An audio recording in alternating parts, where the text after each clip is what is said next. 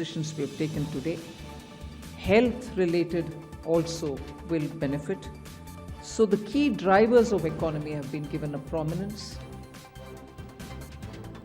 और जीएसटी बदलाव को लेकर प्रधानमंत्री नरेंद्र मोदी ने एक्स पर पोस्ट किया है। जीएसटी बदलाव आम आदमी का जीवन आसान करेगा, ये लिखा है पीएम मोदी ने। जीएसटी बदलावों से किसानों, एमएसएमई, महिलाओं को लाभ होगा। तो पीएम मोदी ने एक्स पर लिखा कि स्वतंत्रता दिवस पर दिए गए अपने भाषण में मैंने कहा था कि हम जीएसटी में अगली पीढ़ी के सुधार लाने का इरादा रखते हैं। केंद्र सरकार ने जीएसटी की दरों में बदलाव और प्रक्रियाओं को आसान बनाने के लिए एक विस्तृत प्रस्ताव तैयार किया था। इसका मकसद आम लोगों की जिंदगी आसान बनाना और देश की अर्थव्यवस्था को मजबूत करना है। पीएम मोदी ने आगे लिखा कि मुझे खुशी है कि जीएसटी काउंसिल, जिसमें केंद्र और सभी राज्य शामिल हैं, ने केंद्र सरकार के इस प्रस्ताव को मंजूरी दे दी है, जिसमें जीएसटी दरों में कटौती और कई सुधार शामिल हैं। इससे आम जनता, किसान, एमएसएमई, मध्यम वर्ग, महिलाएं और युवा सभी को फायदा होगा। ये बड़े बदलाव हमारे नागरिकों की जिंदगी को बेहतर बनाएंगे और कारोबार करना आसान करेंगे। साथ ही खासकर छोटे व्यापारियों और व्यवसायियों को मदद मिलेगी। और जीएसटी को लेकर छत्तीसगढ़ के सीएम विष्णुदेव साय ने भी पोस्ट किया है। जीएसटी में कटौती से आम आदमी को बड़ी राहत है। सीएम साय ने मोदी के फैसले को ऐतिहासिक फैसला बताया है। छत्तीसगढ़ की जनता की ओर से पीएम मोदी को धन्यवाद दिया। साथ ही लिखा कि आयकर छूट के बाद अब जीएसटी में भी राहत, रोजमर्रा की चीजें सस्ती होंगी। मोदी के फैसले से व्यापार को नई ऊर्जा मिलेगी। सीएम विष्णुदेव साय ने लिखा कि ये निर्णय आर्थिक सुधारों की दिशा में एक बड़ा कदम साबित होगा। और अब बात मुख्यमंत्री के कार्यक्रमों की कर लेते हैं। रायपुर में रहेंगे सीएम विष्णुदेव साय, विभागीय बैठकें करेंगे मुख्यमंत्री। आज मैराथन बैठकें लेने वाले हैं सीएम विष्णुदेव साय। मंत्रालय में समीक्षा बैठक करेंगे सीएम। जल संसाधन विभाग की बैठक होगी। खाद्य एवं नागरिक आपूर्ति निगम की भी बैठक होगी। तो रायपुर में रहेंगे सीएम विष्णुदेव साय, विभागीय बैठकें करेंगे मुख्यमंत्री। मंत्रालय में समीक्षा बैठक करेंगे सीएम। जल संसाधन विभाग की बैठक होगी। खाद्य एवं नागरिक आपूर्ति निगम की भी बैठक होगी। तो बड़ी बैठकें आज लेने वाले हैं मुख्यमंत्री और आज लगातार बैठकों का दौर देखने को मिलेगा। और रायपुर से हमारे सहयोगी सौरभ तिवारी लाइव जुड़ गए हैं। सौरभ, आज लगातार बैठकें मुख्यमंत्री लेने वाले हैं, कौन से विषयों को लेकर चर्चा की जाएगी और कितना खास आज का दिन रहेगा? देखिए ऋतु, आज दो बड़ी बैठकें हैं। मुख्यमंत्री विष्णुदेव साय आज रायपुर में ही रहेंगे और मंत्रालय में बैक टू बैक दो बड़ी बैठकों की समीक्षा करेंगे। पहला जो बैठक होगा वो खाद्य विभाग का होगा। पहला जो बैठक होगा वो जल संसाधन विभाग का होगा, जो कि 2:30 बजे से 4 बजे तक होगा और उसके तुरंत बाद ही खाद्य एवं नागरिक आपूर्ति विभाग का होगा। इसमें समीक्षाएं की जाएंगी, पुराने जो काम किए हैं उसकी समीक्षाएं की जाएगी और साथ में नए आने वाले जो कार्य हैं उसकी प्लानिंग कैसे एग्जीक्यूट की जाएगी, कैसे क्रियान्वित की जाएगी, उस पे प्लानिंग की जाएगी ताकि जनता को कोई समस्या ना हो और जो समस्या आ रही है उसका समाधान किया जा सके। और ये दोनों ही बैठकें बड़ी होगी कि इसमें जो उच्च अधिकारी हैं वो भी सम्मिलित होंगे और पूरे जो प्लानिंग की गई है उसकी एग्जीक्यूशन कैसे हो रही है, इन सारे मुद्दों पर विस्तृत समीक्षा होगी। ऋतु, बिल्कुल समीक्षा होगी और देखना होगा क्या कुछ इन बैठकों से निकलकर सामने आता है। फिलहाल शुक्रिया सौरभ आपका जानकारी के लिए। राजधानी रायपुर में मुख्यमंत्री निवास पर भादो एकादशी व्रत के अवसर पर कर्मा त्योहार प्रकृति पर्व का आयोजन किया गया। कंवर समाज टाटीबंध रायपुर क्षेत्र की तरफ से आयोजित इस कार्यक्रम का मुख्यमंत्री विष्णुदेव साय ने परंपरागत पूजा विधि विधान के साथ पर्व का शुभारंभ किया, जिसमें छत्तीसगढ़ सरकार के कई मंत्री भी शामिल हुए। कर्मा नाचने के लिए प्रदेश के अलग अलग जिलों से कलाकार पहुंचे। समाज टाटीबंध रायपुर क्षेत्र के तरफ से भादों का आज एकादशी है और आज कर्मा त्योहार का आयोजन यहाँ पर किया गया था। उनका आग्रह था कि हमारे सारे वॉलंटियर्स सीएम हाउस में इसका आयोजन करें और चूंकि अपने पास ये बड़ा हॉल मौजूद था, सब लोग आए और कर्मा त्योहार का यहाँ पर आयोजन हुआ। कैसा महसूस हो रहा है नहीं पूछो, क्योंकि ये तो हम आदिवासियों का कल्चर है और सब कोई अपने देव को मनाने के लिए कर्मा नाचते हैं। और ये साधारण ऐसी जो लोग आजकल डीजे में नाच रहे हैं, गणेश उत्सव मना रहे हैं, डीजे के माध्यम से भजन कर रहे हैं, डीजे के माध्यम से विसर्जन कर रहे हैं, तो हमारे आदिवासी में डीजे कहीं भी नहीं है। हमारे यहाँ वाद्य यंत्र जो आप तरह तरह के देख रहे हैं वही है और अपने देव को रिझाने के लिए नृत्य करते हैं, प्रसन्न करते हैं और उनका आशीर्वाद पाते हैं। आज के इस उत्सव के उपलक्ष्य में पूरे छत्तीसगढ़ की जो अपनी बहनें हैं, माताएं, उनसे क्या कहना चाहेंगे? हम तो इस बार बहुत खुश हैं कि हमारे जितने भी आदिवासी समाज हैं उन सबको हम नए सीएम हाउस में आमंत्रित किए और सभी के लिए यही संदेश है कि अपने अपने कुल देवता देवी इष्ट को इसी तरह भाव भक्ति से मनाएं, कहीं कोई दिखावा न करें, डीजे को साइड करें, जो भी भजन बनता है जैसे भी नाचने बनता है, उल्टा बनता सीधा बनता वैसे आप लोग नाचो। देखिए, ये मुख्यमंत्री विष्णुदेव साय की पत्नी कौशल्या साय थी जो बोल रही थी कि उत्साह में नाचना है, अपने जो ईश्वर है उनको खुश करने के लिए नाचना है, उल्टा नाचो सीधा नाचो जैसे भी नाचो, ईश्वर की खुशी के लिए नाचो। और ये अभी वही कर रहे थे, सभी के साथ यहाँ पर मिलकर उत्साह से नृत्य करते हुए नजर आए। कैमरा पर्सन खेमराज के साथ सौरभ तिवारी, विस्तार न्यूज, रायपुर। हमारे साथ मंत्री श्याम बिहारी जायसवाल जी नृत्य कर रहे हैं, कैसा लग रहा है? देखिए, हम सरगुजा वाले हैं और सरगुजा का पारंपरिक त्योहार कर्मा है और कर्मा त्योहार के अवसर पर हम हमेशा अपने गांव वालों के साथ नाचते गाते हैं। हमारे संस्कृति मंत्री भी राजेश अग्रवाल भी है जो नृत्य करने आए हैं। देखिए, ये मैं आपको तस्वीर दिखा रहा हूँ, तो कैसा लग रहा है नृत्य करके? अरे तो सरगुजा का पारंपरिक है भाई, जो तो मजा आएगा ही।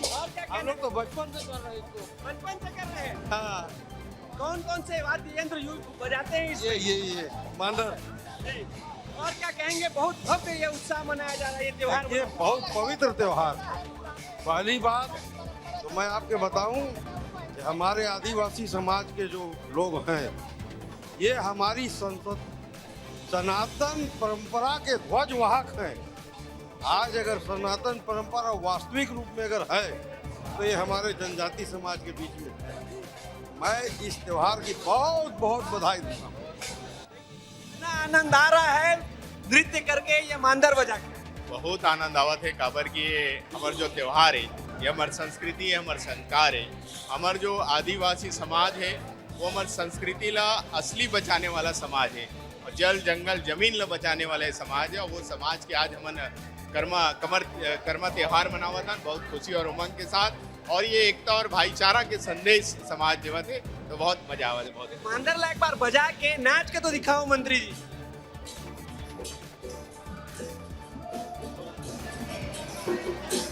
देखिए, ये मंत्री जी हैं और मांदर की थाप में बजा भी रहे हैं और नाच भी रहे हैं। बहुत मजा आ रहा है क्या मंत्री जी? बिल्कुल बहुत मजा आते है। जब हम अपन छत्तीसगढ़िया संस्कृति के त्योहार ला जब मनाता तो इतना आनंद आते, इतना खुशी आते कि नहीं, हमला गर्व होते कि हम छत्तीसगढ़िया हैं। हमला बहुत मजा आवे। आनंद आ रहा है नृत्य करके। जबरदस्त आनंद, बचपन की पुरानी यादें ताजा हो गई हैं, क्योंकि अभी व्यस्तता में हम लोगों बहुत ही अच्छा लग रहा है। माननीय मुख्यमंत्री जी ने हमारे आदिवासी संस्कृति को, प्राचीन संस्कृति को आगे बढ़ाने का काम किया।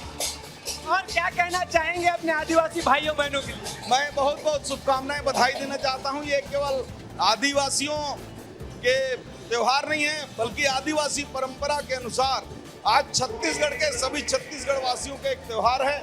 और माननीय मुख्यमंत्री जी ने हमारे सरगुजा और बस्तर के संस्कृति का, हमारे आदि संस्कृति के परंपरा को आगे बढ़ाने का काम किया। भादो एकादशी के त्योहार कर्मा की बहुत बहुत बधाई। हमारा आदिवासी संस्कृति में प्रकृति के पूजा हमन करथन, प्रकृति के स्वरूप करम देवता करम वृक्ष के पूजा करथन, और एक में बहुत बहुत बधाई देता हूँ। मैं बोला था मंत्री जी कि नाच के दिखावे कि नहीं नाच रहे थे? अरे मैं यहाँ तो जब स्काउट गाइड सीख रहे हो तो उस समय 23,000 लड़का अलग कर्मा नृत्य करा रहे हो। और गाना वर्ल्ड रिकॉर्ड बने आज भी। झारा झारा नहीं होता है तोला है हमारा कर्म खेले बार अब आवे तो हमारे पारा। ये गाना आप सब देखे हो, आप देख सकते हो। ये हमारे संस्कृति के अच्छा त्योहार है। आप सब लोग बहुत बहुत बधाई देता हूँ। क्या कहना चाहेंगे? जो प्रकृति के साथ में जुड़ाव होता है वो आनंददायी होता है, और कर्मा त्योहार जो है वो प्रकृति की रक्षा के लिए है। मेरी बहुत बहुत शुभकामनाएं, बहुत बहुत बधाई। आदिवासी भाइयों बहनों को क्या संदेश देना चाहेंगे? ये संदेश है कि उनके कारण आज प्रकृति बची हुई है, और ऐसे त्योहार हम मनाते रहेंगे तो प्रकृति को बचाने की प्रेरणा मिलती रहेगी। और चलिए आगे बढ़ेंगे। छत्तीसगढ़ कांग्रेस की गुटबाजी एक बार फिर सतह पर आ गई है। कांग्रेस नेता रविंद्र चौबे का भूपेश बघेल को अध्यक्ष बनाने का बयान अब उनके लिए ही भारी पड़ गया है। कांग्रेस की बैठक में उनके इस बयान को अनुशासनहीनता माना गया और उनके खिलाफ प्रस्ताव भी पारित हो गया। बात केवल यही नहीं रुकी, चरणदास महंत ने अपने एक बयान में चौबे को चमचा की उपाधि भी दे दी। उन्होंने कहा कि बड़े नेता को उनके चमचे मुश्किल में डाल देते हैं। छत्तीसगढ़ कांग्रेस में क्या चल रहा है, हमारी इस रिपोर्ट में देखिए। जनता की इच्छा है, आज भी भूपेश बघेल नेतृत्व करे कांग्रेस के, आने वाला समय में भी भूपेश बघेल नेतृत्व करे कांग्रेस के। रविंद्र चौबे के इस एक बयान ने छत्तीसगढ़ कांग्रेस में हड़कंप मचाया हुआ है। रविंद्र चौबे ने भूपेश बघेल के संघर्षों को उनके जन्मदिन के मौके पर याद क्या किया, भाव में बहते हुए ये कह गए कि छत्तीसगढ़ कांग्रेस की कमान भूपेश बघेल को मिले। जनता की इच्छा है, आज भी भूपेश बघेल नेतृत्व करे कांग्रेस के, आने वाला समय में भी भूपेश बघेल नेतृत्व करे कांग्रेस के। रविंद्र चौबे को भरोसा है कि भूपेश ही कांग्रेस की वापसी करा सकते हैं, लेकिन ये भरोसा मौजूदा नेतृत्व पर बड़ा प्रश्न चिन्ह है। क्या वो बैच के नेतृत्व से नाखुश है? यही बहस का मुद्दा बना और अब उनके खिलाफ अनुशासनहीनता का प्रस्ताव लाया जा रहा है। आज की बैठक में यह साफ हो गया कि छत्तीसगढ़ कांग्रेस कमेटी पूर्व मंत्री रविंद्र चौबे के खिलाफ कार्रवाई चाहती है, क्योंकि जिस तरीके से बयान उनका सामने आया था, पीसीसी में बहुत सारी ऐसी शिकायतें आई थी। अब सर्वसम्मति से पारित करके हाईकमान को भेज दिया गया। अब हाईकमान रविंद्र चौबे पर क्या कुछ कार्रवाई करता है, ये देखने वाली बात होगी। दरअसल 3 सितंबर का दिन छत्तीसगढ़ कांग्रेस और रविंद्र चौबे के लिए बेहद खास था। छत्तीसगढ़ में कांग्रेस पार्टी की 2 बड़ी बैठकें हुई, एक जिला अध्यक्षों के साथ तो दूसरी प्रदेश कार्यकारिणी की, जिसमें चर्चा का केंद्र रहे रविंद्र चौबे। कई नेताओं ने इसे अनुशासनहीनता का मामला बताते हुए उन पर कार्रवाई की मांग की। इस दौरान अनुशासनहीनता का प्रस्ताव सर्वसम्मति से पारित भी हो गया। नेता प्रतिपक्ष डॉक्टर चरणदास महंत ने तो ये तक कह दिया, वरिष्ठ नेताओं के बयानों को अक्सर गलत तरीके से पेश किया जाता है, इसके लिए उनके चमचे ही जिम्मेदार होते हैं। एक दूसरे को हम लोग मुख्यमंत्री बना रहे हैं, कांग्रेस अध्यक्ष बना रहे हैं, वो हमारी गलती नहीं है, हमारे चमचों की गलती है। तो सभी नेतागण, सभी जिलाध्यक्षगण अपनी अपनी चमचों को संभाल के रखे, ये हमने विशेष निर्देश दिया। बात सच है, कांग्रेस में अंदर की बात बड़ी आसानी से बाहर आ जाती है, लेकिन चौबे के बयान ने पार्टी अनुशासनहीनता को ही नहीं बल्कि गुटबाजी को भी और गहरा कर दिया है। मामला इतना बढ़ चुका है कि उनके खिलाफ कार्रवाई की तैयारी हो रही है। हालांकि रविंद्र चौबे अपनी ओर से सफाई भी दे चुके हैं और बैच के नेतृत्व का समर्थन कर चुके हैं। माननीय दीपक बैच जी हमारे प्रदेश कांग्रेस के अध्यक्ष हैं। पूरे प्रदेश के कांग्रेस जनों का उनको समर्थन है। हम लोग तो सीनियरिटी में उससे अधिक समय से राजनीति में हैं। हम लोगों का पूरा आशीर्वाद, समर्थन और सहयोग आदरणीय दीपक बैच जी के साथ है। वहीं भूपेश बघेल ने इस पूरे विवाद को प्रेम भाव से जोड़कर हल्का करने की भी कोशिश की है। मैं नहीं समझता कि इसमें कोई अनुशासनहीनता हुई है या अनुशासनहीनता का मामला बनता है। स्नेहवश बोल देते हैं, भाषण में जब फ्लो आता है तब बोल देते हैं, तो इसको कोई बहुत गंभीर बात नहीं है। लेकिन कांग्रेस हाईकमान इस मामले को गंभीरता से ले रहा है। पार्टी अनुशासन को बनाए रखने के लिए चौबे को नोटिस जारी कर सकती है। कुछ नेताओं का मानना है कि चौबे को महत्वपूर्ण जिम्मेदारियों से भी हटाया जा सकता है, ताकि भविष्य में ऐसी स्थिति न दोहराई जाए। हालांकि भूपेश बघेल के समर्थन के चलते उन पर कार्रवाई का दायरा सीमित भी होगा, ऐसा माना जा रहा है। ब्यूरो रिपोर्ट, विस्तार न्यूज। और इसी बीच एक बड़ी खबर आपको अंबिकापुर से बता दें। अंबिकापुर में नाबालिग लड़की से गैंगरेप हुआ। नर्सरी में बांधकर नाबालिग से गैंगरेप किया गया। 4 आरोपियों ने गैंगरेप की इस घिनौनी वारदात को अंजाम दिया। आरोपियों में सरपंच का भतीजा भी शामिल है। सभी आरोपी शराब के नशे में थे। आरोपियों में एक नाबालिग भी शामिल है। पुलिस ने आरोपियों को गिरफ्तार कर लिया है। नाबालिग आरोपी को सुधार गृह भेजा गया। आरोपियों को फांसी देने की मांग उठी है। तो सरगुजा के बतौली क्षेत्र की घटना बताई जा रही है, जहां नाबालिग से गैंगरेप हुआ। नर्सरी में बांधकर नाबालिग से गैंगरेप किया गया। 4 आरोपियों ने गैंगरेप किया है। सरपंच का भतीजा भी आरोपियों में शामिल है। शराब के नशे में सभी आरोपी थे। आरोपियों में एक नाबालिग भी शामिल है। पुलिस ने आरोपियों को गिरफ्तार कर लिया है। और फोन लाइन पर संवाददाता दिलीप जायसवाल जुड़ गए हैं। दिलीप, कार्रवाई भी पुलिस की तरफ से की गई है, क्या कुछ ये पूरा मामला? देखिए ऋतु, मैं बता दूं, ये जो पूरी घटना हुआ है, इस घटना में सबसे बड़ी बात सामने आ रही है कि जो आरोपी थे वो शराब के नशे में थे। नर्सरी में एक घटना हुई और वहां पर नर्सरी में शराब पी रहे थे। उसी समय जो लड़की थी वो बाजार से लौट रही थी अपने दोस्त के साथ और उसके दोस्त को बंधक बनाकर इसके साथ दुष्कर्म किया गया। अब सवाल उठ रहा है कि आखिर जो पुलिस की निगरानी है, पुलिस का जो गश्त है, जो सर्चिंग अभियान जो चलता है, वो आखिर कहाँ था? अगर कोई खुले में शराब पी रहा था तो आखिर उनको इतना प्रेशर क्यों दिया गया था कि वो खुले में शराब लोग पी रहे हैं और इस तरीके से दुष्कर्म जैसी घटनाएं हो रही हैं। हमेशा महिलाएं इस बात का विरोध करती हैं कि शराब पर लगाम लगाया जाए, शराब अगर लोग खुले में पी रहे हैं तो उस पर कार्रवाई हो। अगर देखिए लड़के हैं, अगर खुले में शराब नहीं पीते तो शायद ऐसी घटना भी नहीं हुई होती और ये लड़की आज बच गई होती। तो कुल मिलाकर पुलिस की कार्यप्रणाली पर सवाल उठ रहा है कि अगर इस तरीके से सामाजिक तत्व सक्रिय हैं और सरपंच का भतीजा, सोचिए जो इलाके का एक रौबदार रहा ये युवक है, वो सब शराब पी रहे थे, उसका कहीं ना कहीं मनोबल बढ़ा हुआ था, इस पूरे घटना को अंजाम दिया है। हालांकि पुलिस ने सभी आरोपियों को गिरफ्तार कर लिया है, लेकिन पुलिस की शैली पर कहीं ना कहीं सवाल जरूर उठा। बिल्कुल बिल्कुल, क्योंकि गश्ती को लेकर सवाल उठ रहे हैं। अब कब तक इस मामले में एक्शन लिया जाएगा और पुलिस का एक्शन कैसे बढ़ेगा, ये देखना होगा। फिलहाल शुक्रिया। बालोद जिले के जीवनदायिनी तांदुला जलाशय 3 साल बाद एक बार फिर से ओवरफ्लो हुआ है। 38.5 फीट यानी कि 302 मिली सेंटीमीटर वाले क्षमता वाले तांदुला जलाशय में 100 की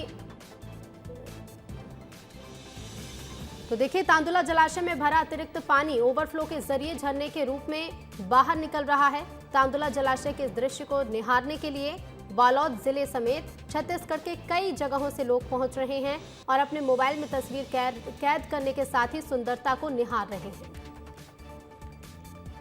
आज मतलब लगभग 3 साल से ज़्यादा टाइम हो गया था कि ओवरफ्लो नहीं हुआ था, लेकिन अभी 2025 में ओवरफ्लो हुआ है और सभी लोग देखने के लिए आए हैं। मैं भी देखने के लिए आई हूँ। बहुत ही अच्छा लग रहा है ये जो नज़ारा देखकर। अरे अभी वर्ष 2022 के बाद से अभी तांदुला डैम पहली बार पूरा आया है और कल के दिन रात में बारिश हुआ है। उसके पहले कल भी आए थे हम लोग, तो कल थोड़ा सा पानी बचा हुआ था और आज रात को बारिश हुआ है, कल रात को, तो उसके बाद पूरा आ गया है। तो क्या बहुत सुंदर नज़ारा है और हम लोग अपने दोस्त लोग के साथ सब आए हैं देखने के लिए। बालोद जिले की जीवनदायिनी तांदुला जलाशय इन दिनों लोगों को खूब लुभा रहा है, अपनी ओर आकर्षित कर रहा है, क्योंकि वर्ष 2022 के बाद में अब तांदुला जलाशय ओवरफ्लो हो रहा है। 302 MCM पानी की क्षमता है, लेकिन 305 MCM अभी तक के पानी भर चुका है। एक बार नज़ारा आप देखिए और समझने की कोशिश करिए कि ये तांदुला जलाशय जो है वर्ष 2022 में इसी तरीके से अपने असली रूप में आया था, यानी अपनी क्षमता से अधिक इसमें पानी भर चुका है। यही वजह है कि जलाशय ओवरफ्लो हो रहा है, जिसे देखने के लिए छत्तीसगढ़ के तमाम जगहों से लोग पहुंच रहे हैं और इस तस्वीर को कैमरे में कैद भी कर रहे हैं। पुलिस प्रशासन की ओर से भी चाक चौबंद व्यवस्था की गई है, बैरिकेडिंग की व्यवस्था की गई है, ताकि लोग यहां पर पहुंचे और सुरक्षित रहें। सुरक्षा के दृष्टिकोण से प्रशासन और पुलिस प्रशासन की ओर से भी तमाम तरीके से इंतजाम किए गए हैं और तांदुला आज अपने असली रूप में नजर आ रहा है। टिलेश्वर देवांगन, विस्तार न्यूज़, बालोद।